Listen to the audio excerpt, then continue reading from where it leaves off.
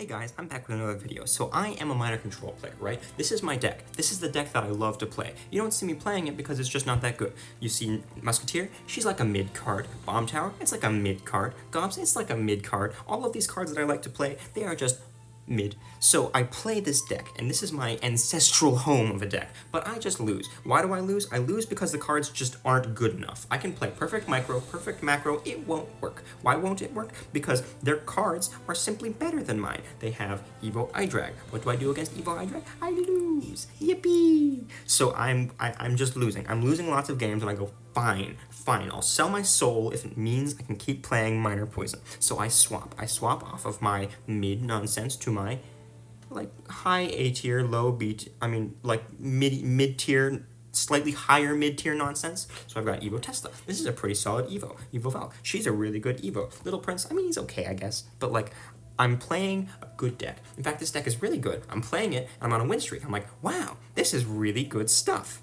And then I realized, wait a minute, this is really good stuff. But everything else is literally just better. There are still way more overpowered decks in the game. So I'm like, okay, well, at least I stand a chance now. So I'm playing this deck, right? And you can see in the log, I've got pretty solid win streak here. I've got a bunch of wins going. Win, loss. Why do I lose? Why did I lose this game? So I'm looking at it. Minor control versus minor control. I know how to play minor control very well, actually. When you use your Ice Spirit, you play an Ice Spirit behind your tower, instantly you see the minor trail, and the Ice Spirit will jump on the minor before it gets a hit on the tower, and you can retarget the minor off your tower onto a tank, and because of you retarget it onto a tank, they can't poison. So that essentially makes it so that it's worthless for them to poison, and you got 0 minor chip. So as long as you keep your cycle right, they will never get any damage. So I'm going, okay, great. I know how to play this matchup. He doesn't know how to play this matchup. So I'm winning. And then I'm winning, and then I'm winning, and then it gets to double time. And then in double time, he starts playing lots and lots of gobs. What do I do about gobs? I can't do anything about gobs. If I log the gobs, he's back to another gobs because he's got 3-card cycle with his queen. If I poison the gobs, my minor is going to die before the poison kills the gobs. So logically then, I have to stop him from getting his 3-card cycle. How do I stop him from getting his 3-card cycle? Kill his queen. How do I kill his queen? I can't kill his queen, because if you look at my deck, nothing in my deck kills his queen. I have to poison log. If I poison log opposite lane, I am screwed, because it is minor poison versus minor poison. One missed poison is game over. He missed a poison, by the way. He still won just because, you know, matchup fishing. And that's what I'm actually here to talk about. Matchup fishing. This guy, look at his deck. He doesn't have enough anti-air. He's got queen. That's all of his anti-air. Like, against Lava Hound, what does this man do? He just loses, because he can't defend a lava push. And believe it or not, actually, he can defend a full lava loon push if it's the same lane, just because Evo Cannon is kind of crazy, and Queen is kind of crazy, and Poison is kind of crazy.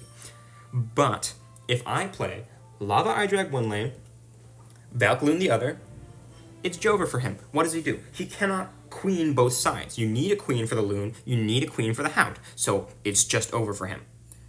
I mean, he can try, he can go queen one lane, cannon poison the other, but it still won't full defend. He's taking minimum half of his tower each time I do that. So this guy, he's automatically loses to air decks, but in return for automatically losing to air decks, he has advantage against people like me. So I'm mad, right? I go into the next game. What's the next game? The next game is log bait. Same exact thing. This, well, I mean, honestly, if you look at this deck, this isn't really log bait, this is Princess the River with Rocket Cycle, but, so if you think about it, what is his anti-air? It isn't even queen this time. It's literally just princess. How does this guy defend Lava Loon? He doesn't!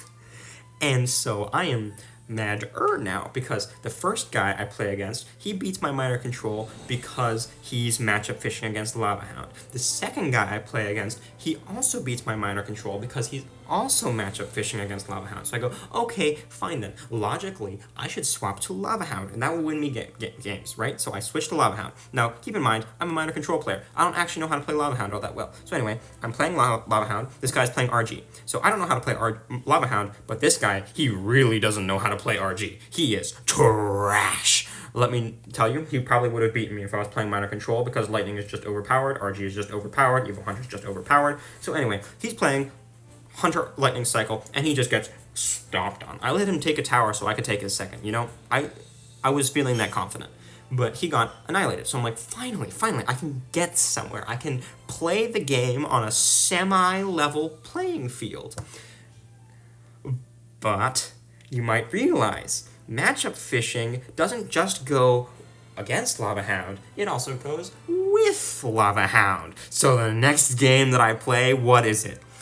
Stein Inferno Tower. He has 4 air targeters in his deck. You know what that means? Let's consider his hand. Let's say he has none of his air targeters. Let's say by some magic he wasted all 4 of his air targeters at once, and he's got nothing good in hand for my pushes. What does he have to do?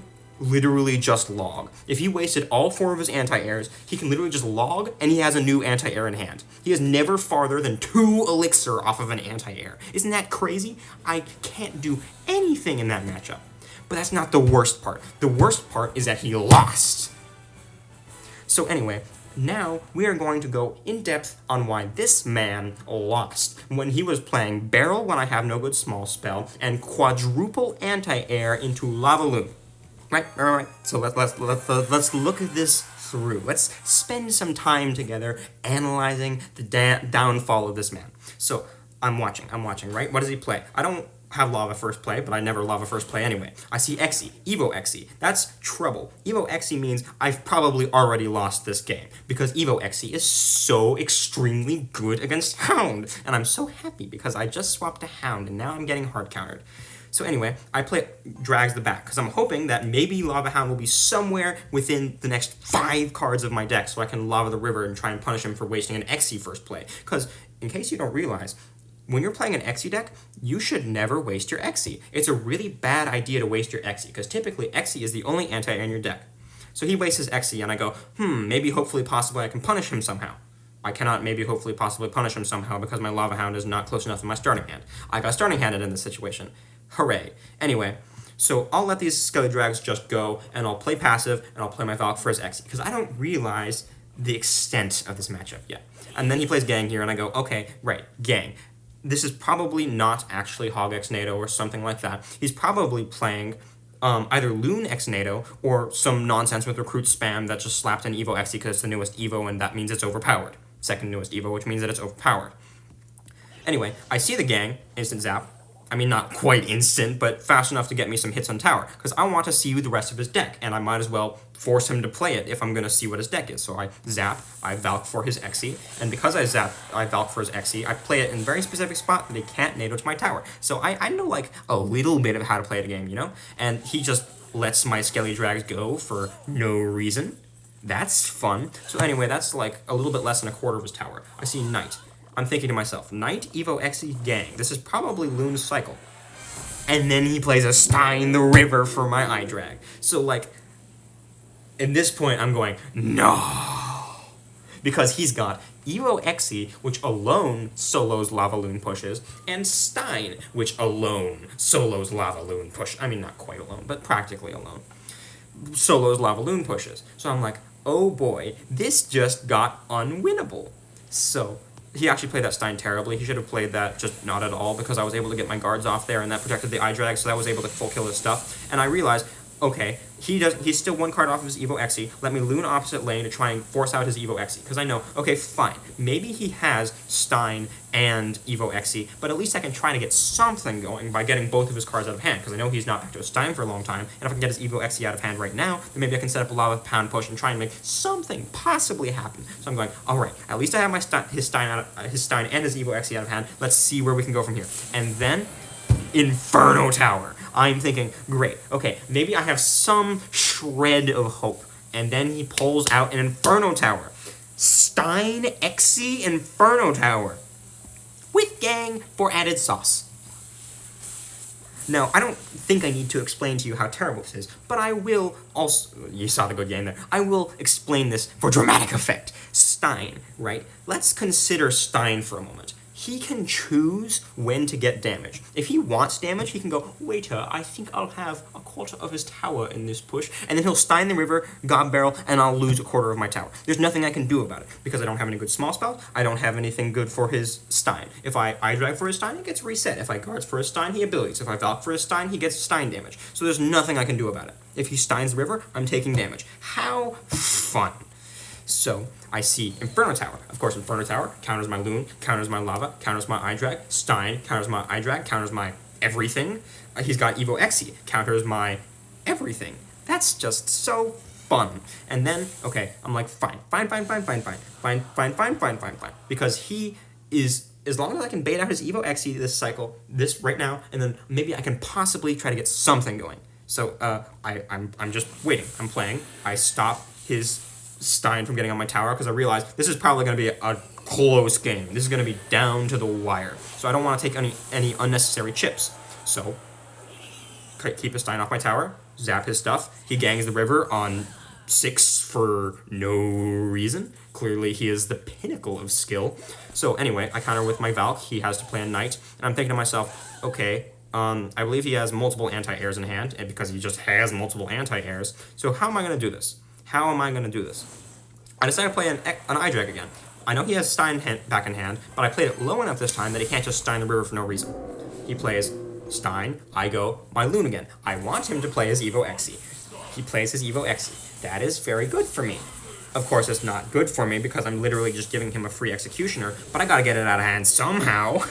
I've decided to guards here because I want to make him ability. I'm trying to make him waste as much elixir as possible here. You see, I completely ignore that Stein, so I completely ignore that XE, so it becomes an even 5 for 5. Of course, I had to lose a quarter bit, like a third of my tower for that, and I also bait out his Stein ability, so he is down a considerable amount of elixir. And I have my Evo Zap in hand, so I'm like, finally, this is my one and only chance, and it's only gonna work if he is garbage. So I Valk for his gang because I really just can't afford to allow him to take my stuff here. I can't just ignore and then all in because what am I gonna do all in with? Because he's got XE Stein Inferno Tower. So I decide, actually, I think I remember that XE isn't all that good against split lane pushes. So while I have this Valk counter pushing, perhaps it's time to spend a Skelly Drags opposite lane. Plus, if I do Skelly Drags behind, what are they gonna do? Get XE splashed, get Stein splashed. So I play my Skelly Drags, right? I'm waiting to see what's gonna happen now.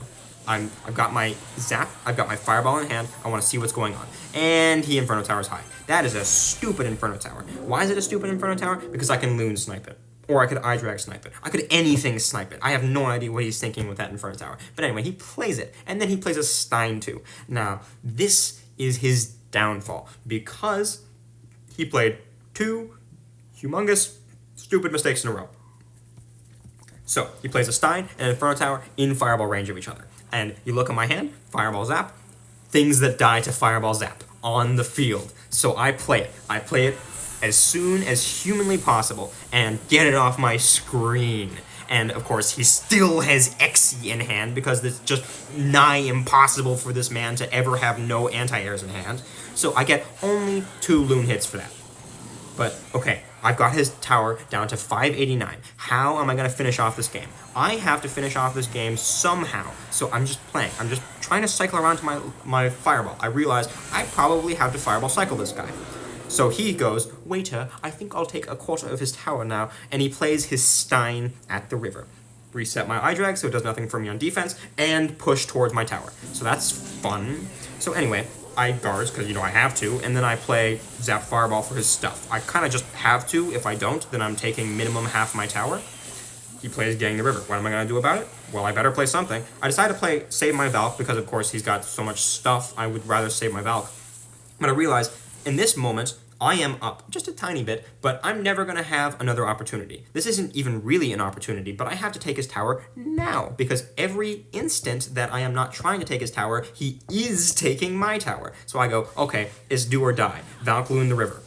I play my Loon in the very farthest corner to make sure that if he does Inferno Tower, it has to be on one of the inner tiles to discourage him from, stopping the death damage, because I know that all I need is death damage and Fireball. So I play my Valk Loon the river. He has Evo XE for my Valk Loon. And then I play my stuff, and then here is the miracle.